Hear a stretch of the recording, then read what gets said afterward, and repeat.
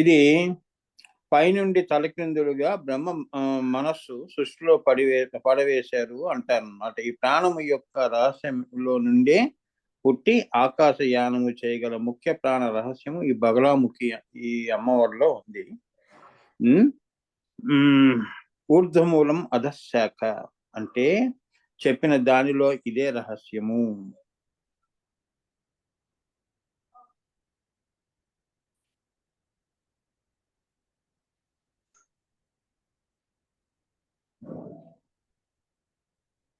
మనకి ఈ సృష్టి ఎలా జరిగింది అనే దానికి ఒక కథ కూడా ఉంది కదా. ఒక ఉపనిషత్తు కూడా ఉంది. అదో శీర్ష ఉపనిషత్ అని ఊర్ధ్వమూలం అధశాఖ అని చెప్పిన దానిలో ఇదే రహస్యం. ఆ ఉపనిషత్ ఏదైతే ఉందో ఊర్ధ్వమూలం అధశాఖ అంటే మూలమేమో పైన ఉందమ్మా, అదే శ్రీచక్రంలో ఉన్న పరాశూన్యము. తర్వాత శ్రీచక్రంలో ఉన్న బిందువు పైన ఈ పరాశూన్యము. అక్కడ విత్తనం వేస్తే కిందంతా కూడా ఈ ఫలాలు మనమందరం కర్మ ఫలాలుగా పడ్డాం. అదో శీర్షంగా పడ్డాం మనం. ఏమా అంటే ఏంటంటే శిరస్సు కింద కాళ్ళు పైన అన్నట్టుగా కింద పడ్డాం మనం. మన కర్మ ఫలాలు అంటాం కదా, అలా సృష్టి జరిగింది అని చెప్తున్నారు. సో అక్కడ నుండి శీర్షాసనం వేసుకుంటూ మనం అక్కడి నుంచి ఎలా పడ్డాము, త్రిశంకు స్వర్గం పడినట్టుగా తల కింద పెట్టి మనం భూమి మీద పడుతున్నాం. కాళ్ళు పైన తల క్రిందిగా వచ్చి మళ్ళీ ఈ భూమి మీద పడి కాళ్ళు క్రింద తల పైన వచ్చాం. ఈ భూమి మీద పడేటప్పుడు ఏమైంది, కాళ్ళు కింద ఉన్నాయి, తల పైన ఉంది. అందుకని అంటుంటాం కదరా, ఎరా అంత పొగరా తల ఎగరేస్తున్నావు అంటే ఏంటంటే, అంటే నీ తల ఎక్కడ ఉండాలి, భూమి మీద ఉండాలి, డౌన్ టు ఎర్త్ అని అంటుంటారు కదమ్మా. అదన్నమాట. అంటే ఇక్కడ కాళ్ళు తల అన్నట్టుగా తీసుకోకూడదు ఏమ్మా, ఉన్నది ఉన్నట్టుగా తీసుకోకూడదు. దానికి తత్వపరంగా నేను చెప్తాను ఏమ్మా, తత్వపరంగా ఇప్పుడు వస్తుంది, అది చెప్తాను. అంటే సృష్టి అలా ఉంది అని. మనం ఎక్కడి నుంచి వెళ్ళాలి, ఈ సహస్రార కమలం అనేది గురుపాదుకల యొక్క స్థానము. మరి తలకిందులుగా పడినప్పుడు నీ శిరస్సు భూమి మీద ఉంటుంది కదా, మరి నువ్వు దండం పెట్టవలసింది ఎవరు, శిరస్సులో ఉన్న సహస్రార కమలం. నీ కాళ్ళు ఎక్కడ ఉన్నాయి, పైన ఉన్నాయి. అలా కాకుండా ఇక్కడ ఏమైంది, భూమి మీద పడినప్పుడు నీ కాళ్ళు భూమి మీద, తల పైన ఉంది. అర్థమైందా? అది అదో శీర్షం అంటే. ఇప్పుడు చెట్టు ఉంది, నీరు ప్రవహిస్తుంది, దాని ప్రతిబింబం నీటిలో పడింది. ఇక్కడేమో అక్కడ ఎలా ఉంది, చెట్టు వేర్లు తిరగబడినట్టు ప్రతిబింబం ఉంది. అది అదో శీర్షము అంటే అది అన్నమాట. ఇవన్నీ మనమందరము కూడా ఈ లోకం అంతా కర్మఫలంగా కింద పడింది అని. ఆ కర్మఫలాలే మనం అనుభవిస్తున్నాము. సో పడి కాళ్ళు క్రింద తల పైన వచ్చాము. కాళ్ళు క్రింద తల పైన ఉంటే అవిద్య. అంటే కాళ్ళు క్రింద తల పైన. ఇప్పుడు మనం నించొని మనం మాట్లాడుకుంటున్నాం కదా, ఇది అవిద్య అంటున్నాడు. అంతే కదా, ఇది మాయా, అవిద్య. కాళ్ళు పైన తల కింద ఉంటే విద్య. అంటే ఇక్కడ నువ్వు తత్వపరంగా అర్థం చేసుకోవాల్సింది ఏంటంటే, ఫస్ట్ అందుకే గురువుని ముందు తీసుకొచ్చారు. గురు బ్రహ్మం గురు విష్ణు అంటే ఏంటి, గురు పాదుకలకి సహస్రారంలో ఆ కమలంలో గురు పాదుకలు ఉంటాయి కాబట్టి ముందు గురువు కాళ్ళు పట్టుకోరా అని చెప్పటం అన్నమాట తత్వపరంగా. అంతేగాని మనం తలతో ఎలా నడుస్తాం అలా అని తీసుకోకూడదు ఏమ్మా. కాళ్ళు పైన అంటే తత్వపరంగా అర్థం చేసుకోవాలి ఏమ్మా. అందుకే ఇప్పుడు మన ప్రపంచంలో ఎంతో కోపిష్టి వాడికైనా మనసులో ఎంతో ప్రేమ ఉంటుంది, కానీ కోపాన్ని డైరెక్ట్ గా తీసుకొని వాడి మీద ద్వేషిస్తే ఎలా అమ్మా, వాడి మనసు అర్థం చేసుకోవాలి కదా. అదో శీర్షం అయిందయ్యా బాబు. కొందరు ఏంటి లోపల కుట్రంతా పెట్టుకుంటారు, బయట తీయగా మాట్లాడతారు. వాళ్ళంటే మనకి ఇష్టం, అదే మాయ. అలా ఉంది మన జీవితాలు ఇప్పుడు అంటున్నారు ఇక్కడ. అదో శీర్షం అంటే అది. సో తలకిందులుగా ఉంటే గురుపాదుకలు పట్టుకో. సహస్రార కమలము అంటే ఏమిటి, అక్కడ గురుపాదుకలు ఉండే స్థానము నీ తల. అందుకే ఈ తలని ఎక్కడ పడితే అక్కడ, ఎవరికి పడితే వారికి నువ్వు వంచకూడదు అని. అలా అని చెప్పి ఏదైనా కూడా అన్ని తెలుసు అని అహం కూడా తలపైన తెచ్చుకోకూడదని. ఈ స్థితి నీకు ఎప్పుడు వస్తుంది? నీ శిరస్సు, నీ కాళ్ళు భూమి మీద, శిరస్సు పైన ఉంటే ఆ పవర్ అనేది వస్తుంది. మాయలో అహం పెరుగుతుంది. అదే నువ్వు గనక వినయ విద్య నేర్చుకున్నావు అనుకో, శిరస్సుని కింద పెట్టావు అనుకో, కాళ్ళు పైన పెట్టావు అనుకో, ఏమ్మా, ఈ గురువే నిన్ను అక్కడికి చేరుస్తాడు, అదో మూలానికి చేరుస్తాడు అన్నది ఈ తత్వం. ఇదంతా కూడా బగలాముఖి అమ్మవారి దాంట్లో ఆయన చెప్పడం జరిగింది. ఇంకో మీ మీ ముగ్గురికి మీకు నేను చెప్పేది, ఇవాళ వచ్చిన వాళ్ళకి అసలైన నీకు మౌక్తికాలు గాని, ఉదాన ప్రాణ ఉత్పత్తి గాని, ఈ యొక్క కంఠం ఏదైతే ఉందో విశుద్ధి చక్రము, లంబికా చక్రం దగ్గర కుంభకం ఎలా చేయాలి, చేస్తే తుర్యస్థితికి ఎలా వస్తుంది, అనుభూతులు ఎంత తొందరగా వస్తాయి అనే రహస్యం కూడా ఈ బగలాముఖిలో ఉందమ్మా. ఇది చాలా సీక్రెట్ గా పెట్టాలి, ఇది రికార్డులో. ఇది వినటం వరకు ఆజ్ఞ ఉంది, కానీ ఎవరు కూడా ఈ గురు పరంపర, మన గురు పరంపర ఆజ్ఞ లేకుండా చేయకూడదు. ఇది శాసనం. ఏమ్మా, బాగా గుర్తుంచుకోండి. అది ఇంకా మనం దగ్గర పడుతున్నాం. సో ఆ రహస్యం చెప్తాను.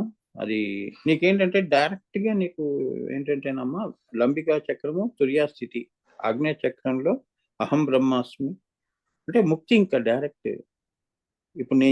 ఇప్పుడు భవిష్యత్తులో మీకు నేను ఇవ్వబోయేది, అది ఎలా చేయాలి, క్రియాయోగం, ఆ క్రియ ఎలా చేయాలి, ఎంత తేలిగ్గా ఉన్నా కూడా అమ్మవారి అనుగ్రహం, గురువు అనుగ్రహం ఉంటే నువ్వు ఆ లంబికా చక్రం నుంచి నీ ఆత్మ పైకి వెళ్ళిపోతుంది, జీవన్ముక్త అనే స్థితి నీకు వస్తుంది.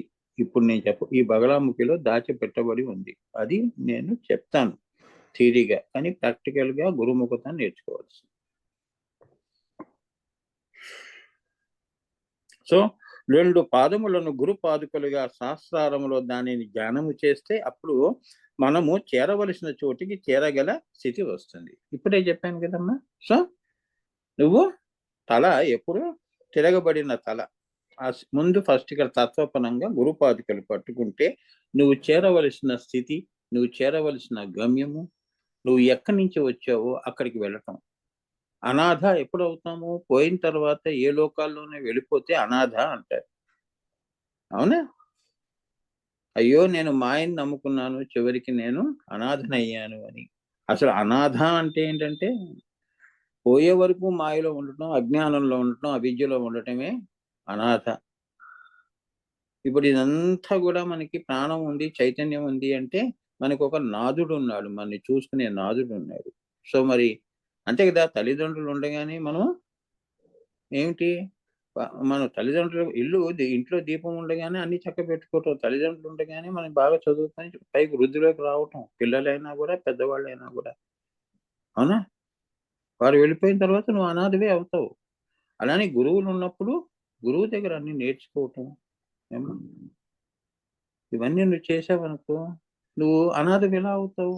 ఎక్కడి నుంచి వచ్చావో అక్కడికి నేను పంపించే బాధ్యత వాళ్ళు తీసుకుంటారు. అది చెప్తున్నాడు. అంటే నిన్ను లయములోనికి కూడా వెళ్ళగలము, చేరవలసిన స్థితే కాదు, లయములో కూడా తీసుకెళ్లే ఈ బగలాముఖి విద్య ఇది. ఇక మన లోపలికి వస్తే పైనుండి క్రిందకి వెళ్ళే ప్రాణాన్ని క్రింద నుండి పైకి వెళ్ళినట్లు చేయుట బగలాముఖి.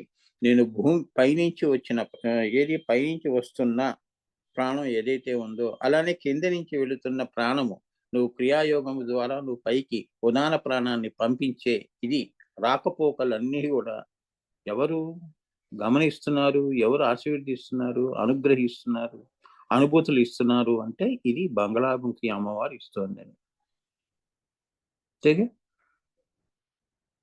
చాలా మంది చూడండి, ఎన్ని ఆశ్రమాలు మార్చినా, గురువుల్ని మార్చినా, దేవతల్ని మార్చినా, దేవుళ్ళని మార్చినా వారి తలరాత మటుకు మారదు. ఎందుకంటే చేసిన పొరపాటు, విశ్వాసము, నమ్మకం, శ్రద్ధ అనేవి లేవు. అవసరం కనిపిస్తుంది కానీ శ్రద్ధ కనిపించట్లేదు. ముందు నన్ను కష్టంలోంచి బయటపడి తర్వాత నేను నమ్ముతా అనే ఈక్వేషన్స్ ఇప్పుడు వచ్చాయి. నీకు ముందు మంచి దేవుడు చేసిన తర్వాత నమ్మకం నేను పెడతానని ఈక్వేషన్స్. అంతే కదమ్మా. అసలు దేవుడికి ఏ ప్రేమ ఉండదు. నీకు ఏదైతే రాసి పెట్టిందో అదే జరుగుతుంది. అందుకే ప్రకృతిలో అవతార పురుషులు కూడా శ్రీకృష్ణుడు ఎంత అమ్మవారి స్వరూపమైనా ధర్మానికి కట్టుబడిన వాడే. కురుక్షేత్రం అంటే ధర్మక్షేత్రం అన్నారు కదమ్మా. అవునా? ఆయన కూడా ఆ కురుక్షేత్రానికి ఆయన బద్ధుడయ్యాడు. అంతే కదా. ప్రకృతికి దేవుడు కూడా ధర్మము ధర్మి ఆయన్నే. ఆయన్నే అమ్మా. ధర్మి కూడా ఆయన్నే, ధర్మము ఆయన్నే. సో ఆయన పాటించకపోతే మిగతా వాళ్ళు ఏం పాటిస్తారు? షిరిడి సాయిబాబా ఉన్నాడు.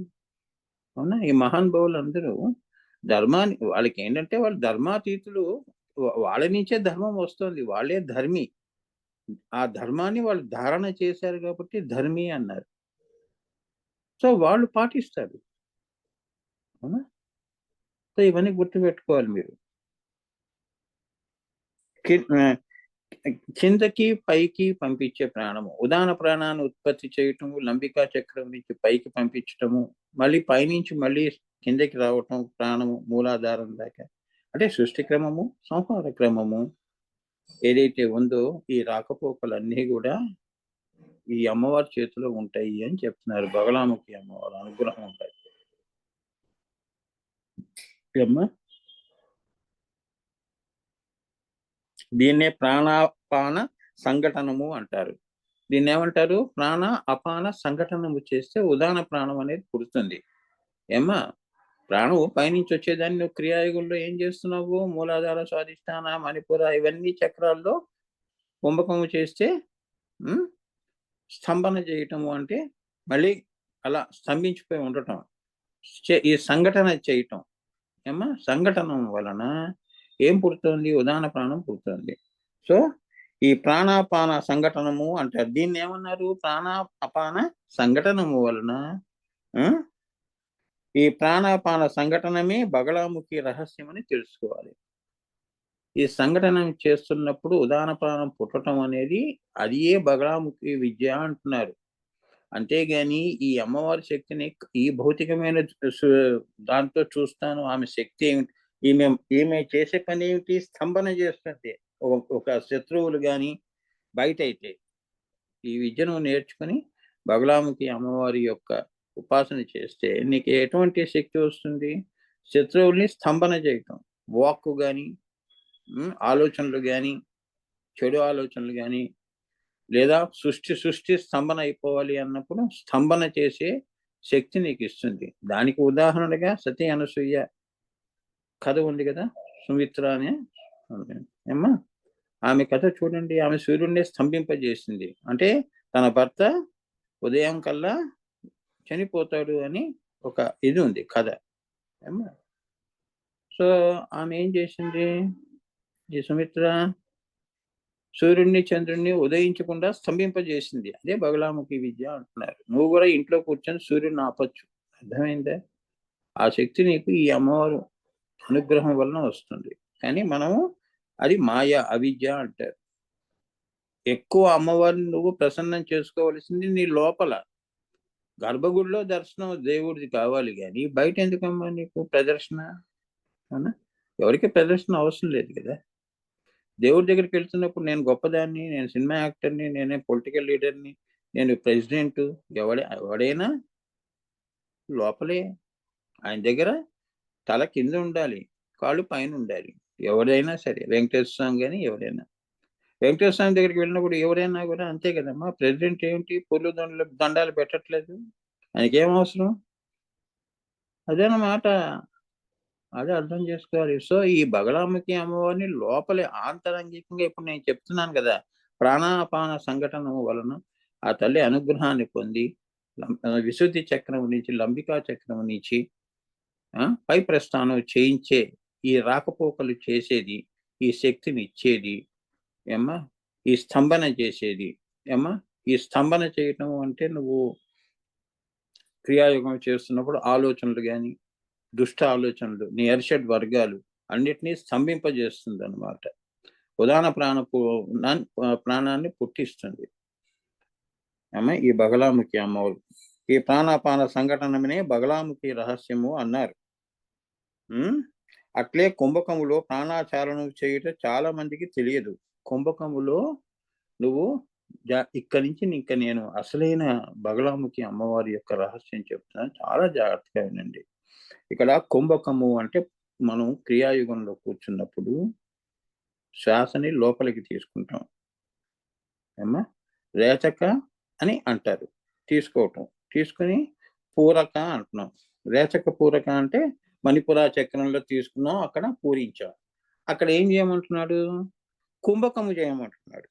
కుంభకములో ప్రాణాచాలనము చేయటము అన్నాడు. ప్రాణాచాలనము ఎట్లా చేస్తాము?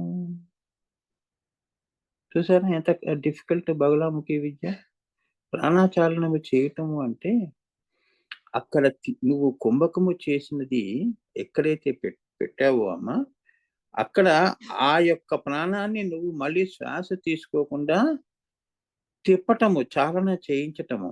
ఇప్పుడు సహస్రార కమలంలో భావనాత్మకంగా సహస్రార కమలంలో ప్రాణాన్ని నువ్వు అక్కడ స్తంభింపజేసి, అంతవరకే స్తంభింపజేసి ఆ ప్రాణమంతా చాలన చేయిస్తున్నావు. అంటే తిప్పుతున్నావు శిరస్సు అంతా. ఆ తిప్పటం లాంటిది, గరిటతో తిప్పినట్టు చాలనము అంటే అది. కానీ ఆ భాగం వరకే నువ్వు చాలన చేయాలి, అన్ని శరీరం అంతా చేయకూడదు అని చెప్తున్నాడు. ప్రాణాచాలన, ఈ ప్రాణాచాలనము చేయుట చాలా మందికి తెలియదు. కుంభకము అంటే ఊరికే గాలి పీల్చి ఆ చక్రం దగ్గర నిలపటమే అనుకుంటారు. కుంభకం చేయటం అంటే గాలి పీల్చుకోవటం, చక్రం దగ్గర నిలపటం. మమ అంటే మమ అన్నట్టు అని అనుకుంటున్నారు. అది మామూలు కుంభకము. అది క్రియాయుగంలో మామూలు కుంభకం.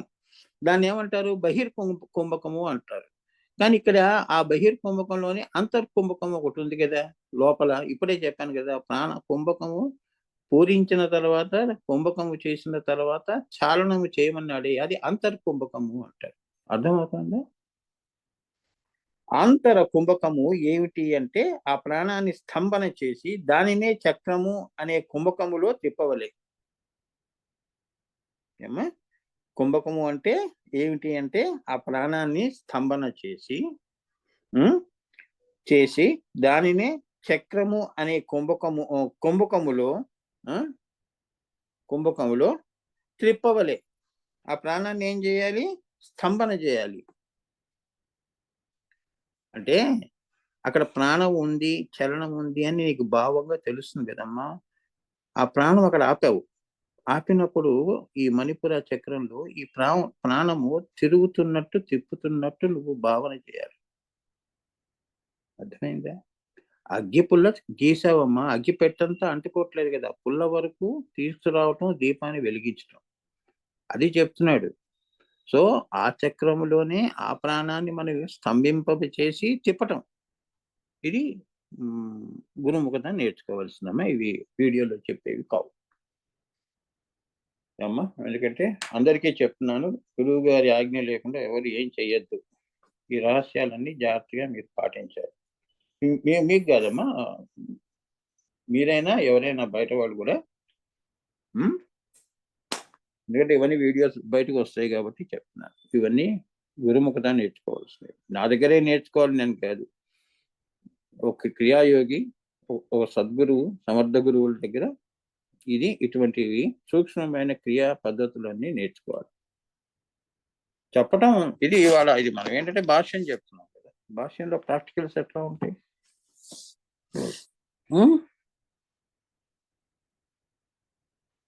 అలా చెప్పగలిగితే దాన్ని ఏమన్నారు? బగలాముఖి అన్నారు. అరే వీడికి బగలాముఖి విద్య వచ్చిందిలో, వీడు ప్రాణాన్ని స్తంభన చేసి దాన్ని అక్కడ ఆ చక్రం దగ్గర తిప్పుతున్నాడు.